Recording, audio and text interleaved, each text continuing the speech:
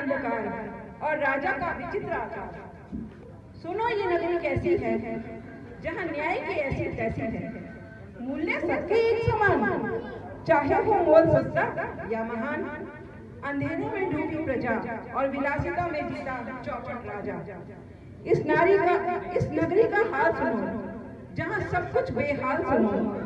देखें क्या करेगा एक साधु ज्ञानी, क्या बदलेगी इस नगरी की कहानी। तो शुरू करते हैं।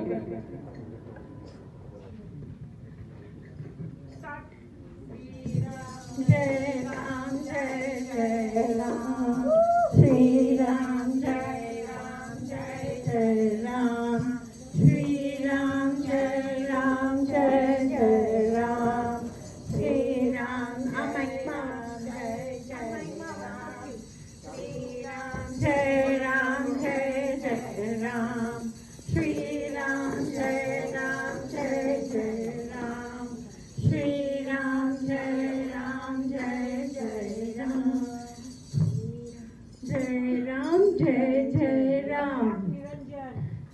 अलख निरंजन। ये नगरी तो बहुत सुंदर लग रही है मुझे।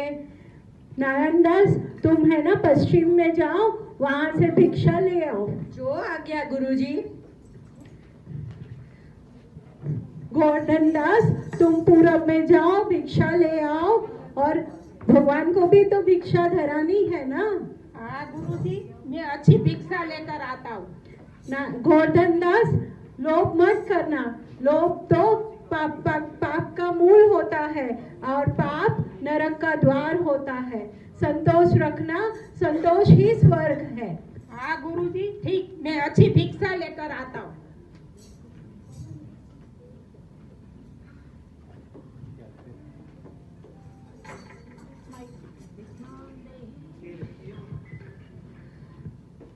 तो इस प्रकार अपने गुरु की आज्ञा पालन करने के लिए अलग अलग दिशाओं से भिक्षा लेकर दोनों चेले बाजार से सामान लेने जाते हैं। बाजार का दृश्य।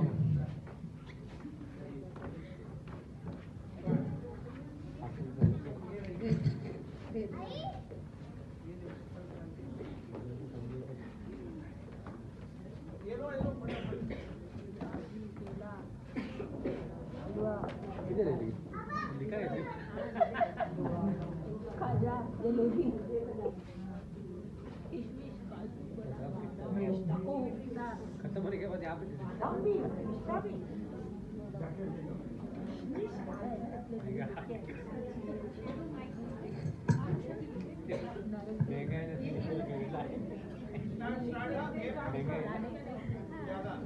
आओ आओ नगरवासियों, मेवे ले लो। काजू, बादाम, पिस्ता, सब टके से, सब टके से। आओ आओ ग्रामवासियों, आओ आओ। ताजे फल, ताजे सब्जी, ताजी सब्जी, फल ले लो, केले ले लो, अंगूर ले लो, मौसम्बी ले लो। टके, सब टके से, सब टके से। ओ नगरवासियों, मिठाई ले लो, ताजी मीठी मिठाइयाँ, पेड़े, बर्फी, खाजा, हलवा, सब कुछ टके से, सब टके से। मेवे ले लो, मेवे ले लो, मेवे ले लो। ताजी सब्जी, ताजी सब्जी, ताजी सब्जी, फल ले लो, सब टके से, सब टके से। अरे काजू लो, बादाम लो, पिस्ता लो, कुछ भी लो, सब टके से, सब टके से। सब। अरे यहाँ तो बहुत अच्छा है, ये नगरी बहुत बढ़िया है, सब चीज टके से, सब टके से। अरे ये नारंगी कैसे दी, सब भाजी टके से, कैसे सब दी? टके से। सब टके से। सब अरे टके यहाँ से। तो बड़ा आनंद आता है, ये सब चीज टके से। सब टके से। अरे ये लड्डू कैसे दिया?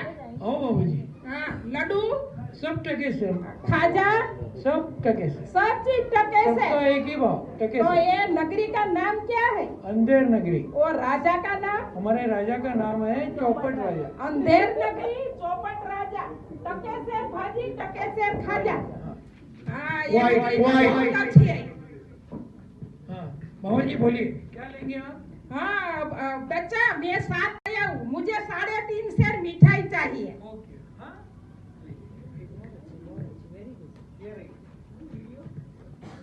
वीडियो नोबडी लो पैसा ले रहे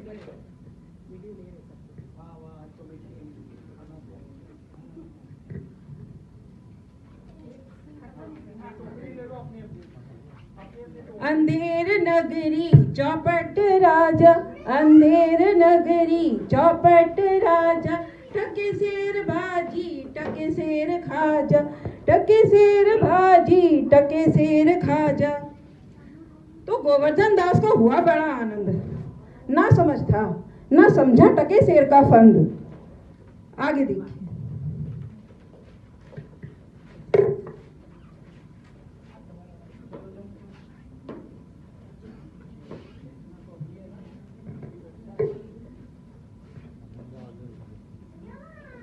दोनों शिष्य भिक्षा लेकर गुरुजी के पास आए हैं। गुरुजी, मैं भिक्षा लेके आया। ये नगरी तो बहुत अद्भुत है, यहाँ सब टके सेर मिलता है। अच्छा हाँ गुरुजी, मैं भी भिक्षा लेकर आया हूँ। हाँ गोवर्धन दास, तुम्हारी थैली तो बहुत भारी दिख रही है, क्या भिक्षा में लेकर आए? यहाँ सब चीज टके सेर मिलते। मुझे भिक्षा में 7 पैसे मिले थे, मैं इसमें से 3.5 सेर मिठाई लेकर आया हूँ। हाँ, मुझे नारायण दास ने बताया कि यहाँ तो सब चीज टके सेर मिलती है। हाँ, टके सेर भाजी टके सेर खाजा। तो यहाँ पे रहना उचित नहीं है गोवर्धन दास, एक क्षण भी यहाँ रहना नहीं चाहिए, हमें निकल जाना चाहिए ये गांव छोड़कर। हाँ गुरुजी, तुम और नारायण दास जाओ, मैं तो इधर ही रहूंगा। ठीक है, अगर तुम्हारी इच्छा है यहाँ रहने की, आप यहीं रह जाओ। हम मैं और नारायण दास निकलते हैं, लेकिन गोवर्धन दास मैं एक बात बताना चाहता हूँ, लोभ मत करना, और कोई भी संकट आ जाए तो याद करना, हम हाजिर हो जाएंगे। हाँ, यहाँ जहाँ गांव में टके सेर भाजी टके सेर खाजा मिलता है ना, वहाँ रहना उचित तो नहीं है, हम लोग निकलते हैं। हाँ?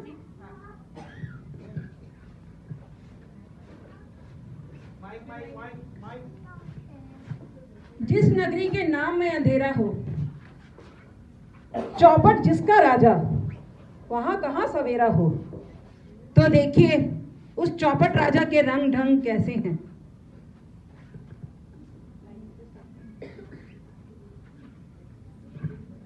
दुहाई है दुहाई है दुहाई है, महाराज की दुहाई है। मंत्री जी, ये कौन शोर कर रहा है? महाराज कोई फरियादी है महाराज। दुहाई है महाराज की दुहाई है। फरियादी को हमारे समक्ष रजू किया जाए। फरियादी हाजिर हो। महाराज की जय हो, महाराज की जय हो। जय हो। फरियादी, आपकी क्या फरियाद है? महाराज, मेरे साथ बहुत अन्याय हुआ है। कल्लू बनिए की दीवार गिर पड़ी, उसके नीचे आके मेरी बकरी मर गई। मेरे साथ बहुत अन्याय हुआ है, न्याय कीजिए महाराज, मैं बहुत गरीब हूँ। जरूर करेंगे। मंत्री जी, कल्लू बनिए को तुरंत हाजिर किया जाए। कल्लू बनिया हाजिर हो। जय हो महाराज की, जय हो महाराज की। क्यों बे कल्लू, ये क्या हो रहा है? आपकी दीवार टूटकर गिर गई और इनकी बकरी उसके नीचे दबकर मर गई। आपका क्या कहना है इसके बारे में? महाराज, मेरा इसमें कोई कसूर नहीं है। कारीगर ने दीवार कच्ची बनाई तो मैं क्या करूं? मेरा बकरी मरने में मेरा कोई दोष नहीं है।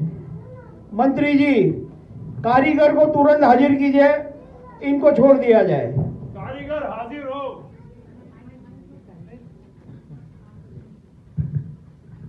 जय हो महाराज, जय हो। जय हो कारीगर। ये आपने किस तरह की दीवार बनाई कल्लू जी की? कल्लू का दीवार टूट करके इनकी बकरी उसके नीचे दबकर मर गई। मेरा कोई कसूर नहीं है महाराज, ये तो चूने वाले ने ऐसा चूना बनाया, खराब चूना बनाया, मेरा कोई कसूर नहीं है महाराज। मंत्री जी, अब देखिए ये सब क्या हो रहा है। अब चूने वाले को हाजिर किया जाए। चूना वाला हाजिर हो।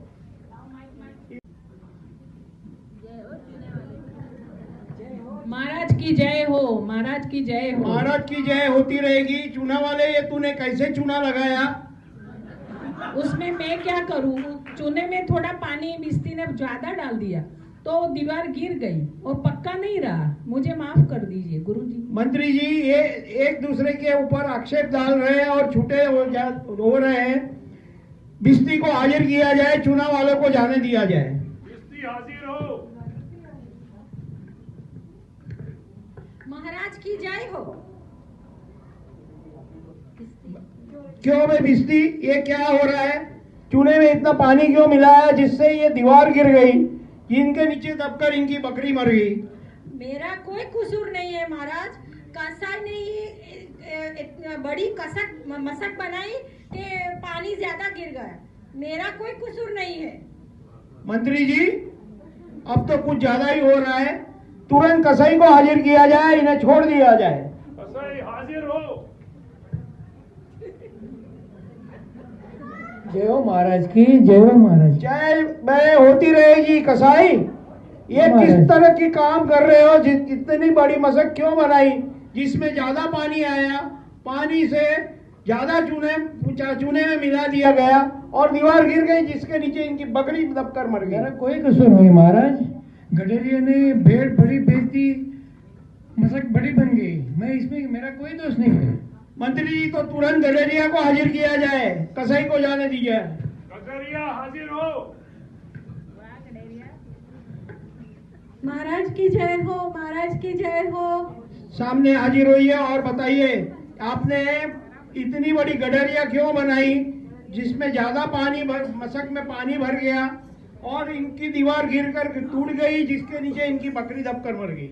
महाराज मैं क्या करूं, कोतवाल की सवारी ऐसी धूमधाम से जा रही थी कि उसमें छोटा भेड़ बड़ा भेड़ कुछ समझ में ही नहीं आया। मैं क्या करूं, मेरा कोई कसूर नहीं है।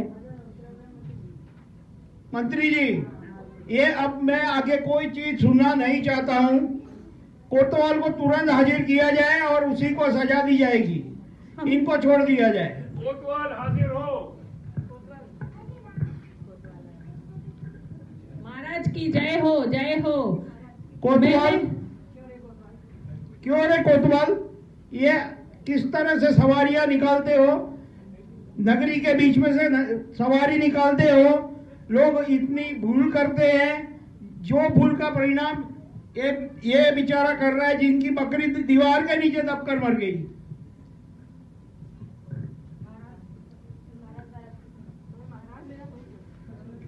महाराज मेरा कोई कसूर नहीं है। मैं क्या करूं, प्लीज मुझे क्षमा मुझे कर ये सारी बातें अब नहीं सुननी है। मंत्री जी, तुरंत कोतवाल को कारावास में डाल दीजिए और कल फांसी की सजा दे दी जाए।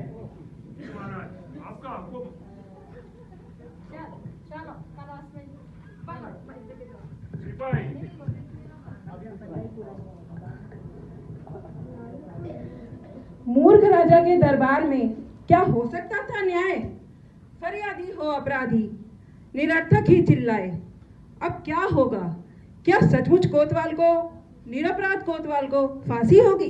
देखिए आगे।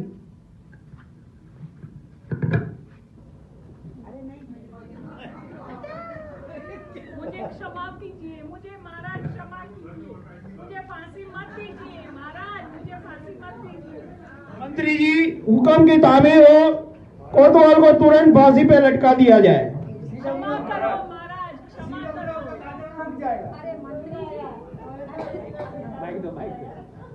अरे मंत्री जी, ये फंदा तो बहुत बड़ा लग रहा है और गला तो बहुत छोटा है। ये अभी फंदा फांसी कैसे होगी? ये हमको महाराज से पूछना पड़ेगा कि अब क्या करें।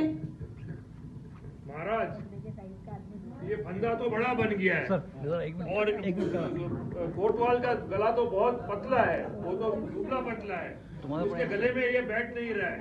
आपकी आज्ञा दो, क्या करना है? मंत्री जी, ये अब ये कुछ ज्यादा ही हो रहा है। ये पहले तो नक्की करो किसने ये फंदा बनाया। अगर नहीं पता चल रहा है तो ये फंदे के माप का नगर में जो भी इंसान मिले जिसके गले में ये फंदा बराबर बैठ जाए उसको हाजिर किया जाए और उसको फांसी की सजा दे दी जाए। फरजाना को लो। अपने को नगर में ढूंढना पड़ेगा, कोई बड़ा गला ढूंढना पड़ेगा जो ये फंदा उसके गले में बराबर बैठ सकता है। ढूंढते हैं, रुको, ये बराबर दिख रहा है, ये गला बराबर दिख रहा है। अरे नहीं नहीं, इसमें भी तो बहुत बड़ा गला है। अरे ये भी गला बहुत पतला है, ये भी नहीं होगा। मैं आऊँ क्या? अरे इनको देखते हैं, इनको हो जाएगा, बराबर हो जाएगा। अरे नहीं नहीं, ये भी तो बहुत गला बहुत पतला है, अभी और ढूंढना पड़ेगा। ये आगे दो लोग आगे यहाँ पे।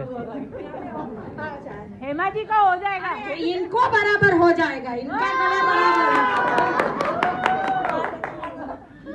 अरे नहीं नहीं, ये भी तो नहीं हुआ, अभी और ढूंढना पड़ेगा। हेमा जी को हो जाएगा, इधर हो जाएगा। इनको तो बराबर ही बैठेगा, इनको तो बराबर पांडे ही जी, बैठेगा। पांडे जी नहीं है यहाँ पे। बहुत लूज हो रहा है, ये गला भी बहुत पतला है, अभी और ढूंढना पड़ेगा। नगर में जरा ढूंढना पड़ेगा, कोई मोटा गला ढूंढना पड़ेगा। राजा जी का बराबर है।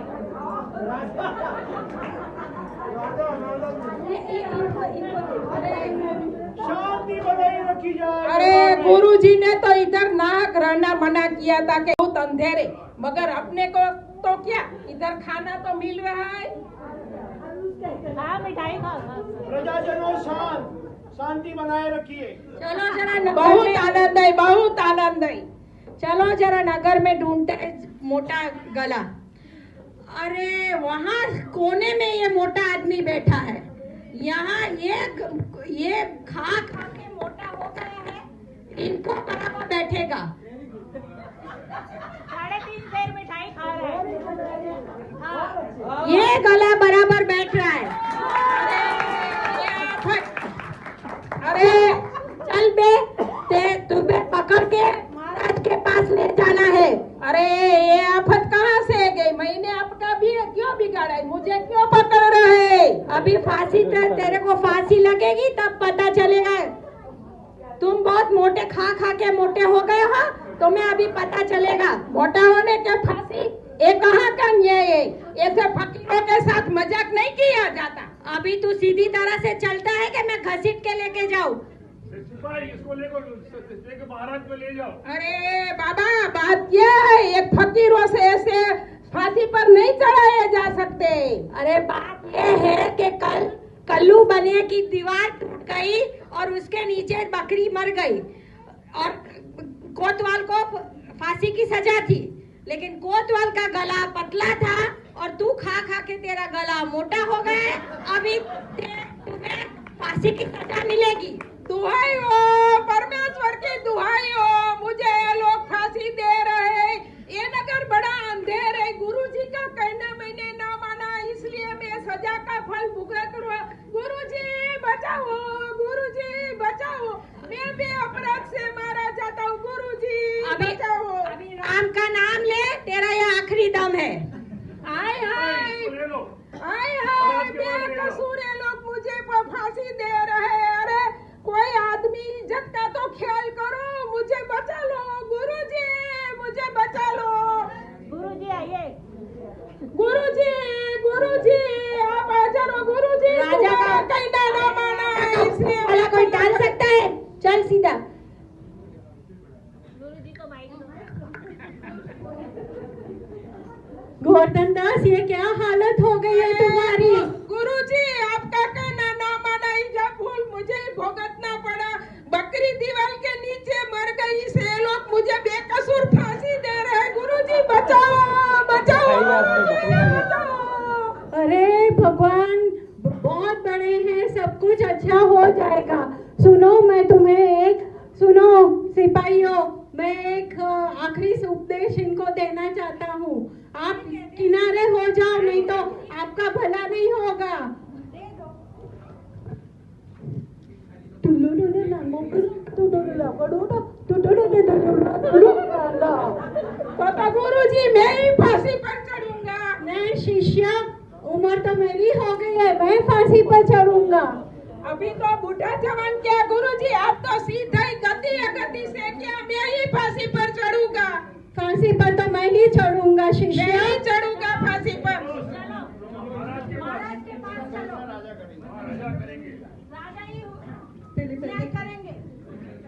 इसे कहते हैं बंदर के हाथ में तलवार लग जाना। किसी बुद्धिहीन को यदि अधिकार दे दिए जाएं, तो कैसे अनर्थ होता है, इसका ज्वलंत उदाहरण है ये कथा। फांसी पर तो मैं ही चढ़ूंगा, फांसी पर तो मैं ही चढ़ूंगा। मुझे हुक्म आई गुरुजी, मैं ही चढ़ूंगा। नहीं, फांसी पर तो मैं ही चढ़ूंगा। मंत्री जी, ये क्या शोर हो रहा है बाहर? बोल रहा है कि मुझे फांसी पे चढ़ना है और गुरुजी बोल रहे हैं कि मुझे फांसी पे चढ़ना है। आपस में दो जन लड़ रहे हैं महाराज। मंत्री जी, ये कैसी विडंबना है? हमारे समक्ष गुरुजी और चेला दोनों को हाजिर किया जाए। जय हो गुरुजी। जय हो गुरुजी। प्रणाम। गुरुजी, जब आपके चेले को फांसी दी जा रही है, आप क्यों उसकी जगह में फांसी पे चढ़ना चाहते हो? महाराज, ये क्षण, ये घड़ी इतनी मूल्यवान है कि इस समय जिसको भी फांसी होगी वो सीधा ही स्वर्ग जाएगा। स्वर्ग जाएगा? यस। चलिए महाराज, तो मुझे स्वर्ग जाना है, तो मुझे आज्ञा दीजिए, मैं फांसी पे चढ़ना तैयार हूँ। मैं ही फांसी पर चढ़ूंगा, मुझे ही हुक्म था। अरे मेरी वजह से सब हुआ है, मुझे फांसी दे दो, मुझे स्वर्ग जाना है, प्लीज मुझे स्वर्ग में जाना है। मुझे फांसी दे दो, मुझे फांसी दे दो। महाराज, मुझे आज्ञा दीजिए, मुझे फांसी दो, मुझे फांसी दे दो। शांत हो जाइए प्रजाजनों, शांत हो जाइए। गुरुजी शांत हो जाइए। ये सब क्या हो रहा है? आपके राजा के होते हुए स्वर्ग कौन जा सकता है? ये पहला हक राजा का ही बनता है, तो राजा को ही फांसी चढ़ा दिया जाए।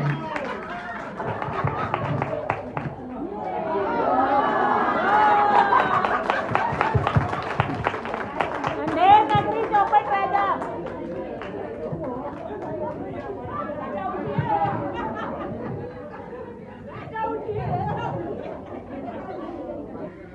चौपट राजा का अनोखा खेल, जहां हर इंसाफ हुआ फेल।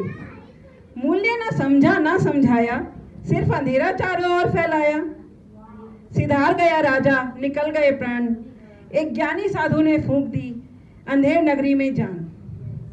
अब विदा लें, पर याद रखें, बुद्धि से ही सच्चा न्याय लिखें। जहां हो प्रकाश वहां हो जीत, ना हो अंधकार ना झूठ की रीत। सीख यही अपने साथ ले जाना, सच और समझ का दीप जलाना।